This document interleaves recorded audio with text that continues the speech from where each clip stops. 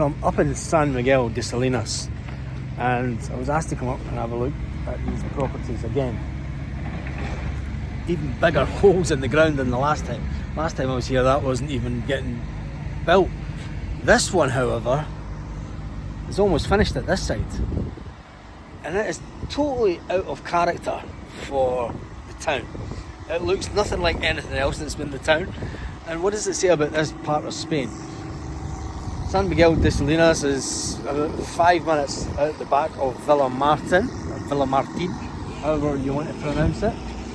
And I've got to say, they do look nice, but where are the people coming from? One thing that's for sure is there's not enough people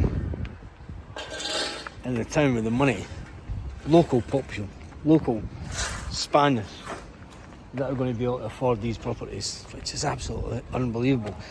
And the tower above everything else that's here. Generally in the town, nothing goes more than maybe 3 or 4 stories high. These are 6 stories high. And they're absolutely massive. Absolutely huge. And it's not just this complex. It isn't just this complex. They are building houses around another area not far from here. And that area is absolutely huge also. And it does beg the question, are they going to try and turn this into more holiday homes? Are they going to be sold as holiday homes? And it does have the adverse effect, if you ask me. I mean, I've seen it in places like in parts of Torrevieja, where holiday homes that sit empty for long periods. You know, it doesn't do the local economy as good as what people think, because it ends up having the adverse effect that a lot of businesses don't have all year round trade. Now, does San Miguel have the infrastructure to be able to cope with a massive influx of people if they were all to move in? They're not just these ones, but this absolutely massive, sprawling house and estate in the distance here. And I've got to say, I mean, it's just rows of houses, but when you see them and we see what they're doing to the area, fair play to them. They are spending the money, but who's going to buy them? Because they're not going to be 150 grand houses, that's for sure. They'll be starting well over 250 grand, and that is way out the reach of local Spanish. They're not buying properties like that.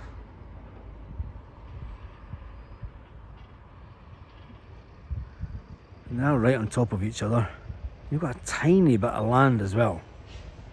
Tiny garden. And they look like they're going to be holiday homes. So what will it do for the area? Is the big question. And the thing is this down here, that's where the floodwater goes when it rains. Yep, that's where the floodwater goes when it rains. So let's take a walk back this way. And they have redeveloped all this in this area. But the last time we were up here, I mean, they've got all this area over here that they're going to build on. And it does beg the question, is who's buying them?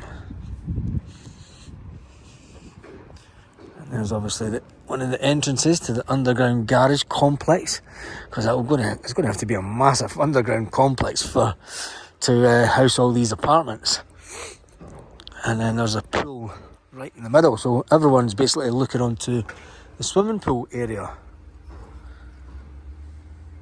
Looks more like a hotel than houses, doesn't it? And apartments. I wonder when the first people move into them. And then obviously there's this one here that was built a few years back.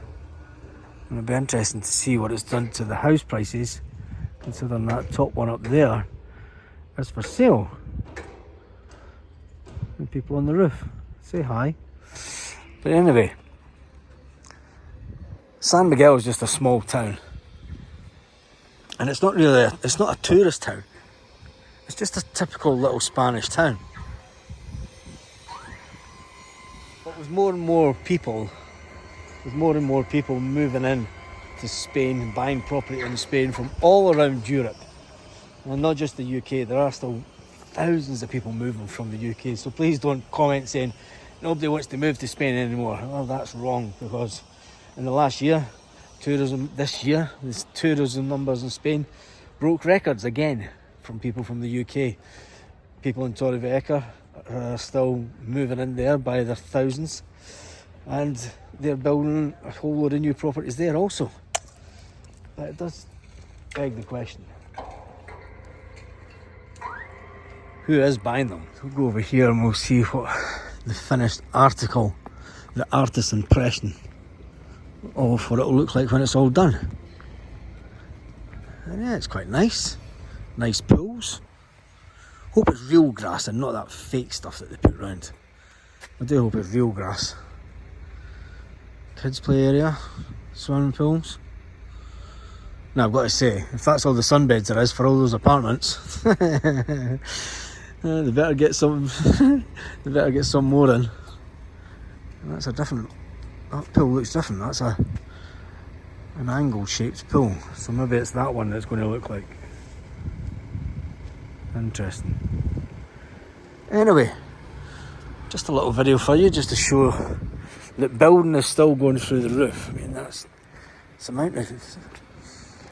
them actually building the underground car park in this area. It's just amazing the way that they do it. It is amazing the way they do it. There's going to be a different complex again. That's the other complex, isn't it? Anyway, yay or nay for this type of property? Do you like them?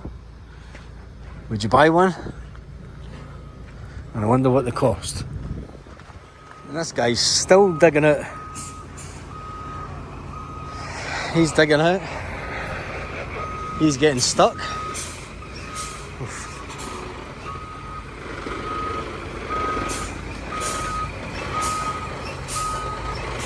Good bit of driving. Waiting to carry some more soil away. Happy days. There's money in muck, is the same. Money in muck. And transporting it. Anyway, just another little video for you. Someone's grown tomatoes there at some point. See, this used to be farmland. This used to be farmland. Not anymore. Beautiful though. What a beautiful day. And it will be interesting to come up and watch this area as it finishes off and completes, and when people start buying the property, to see what effect it does have on the little Spanish town of San Miguel de Salinas.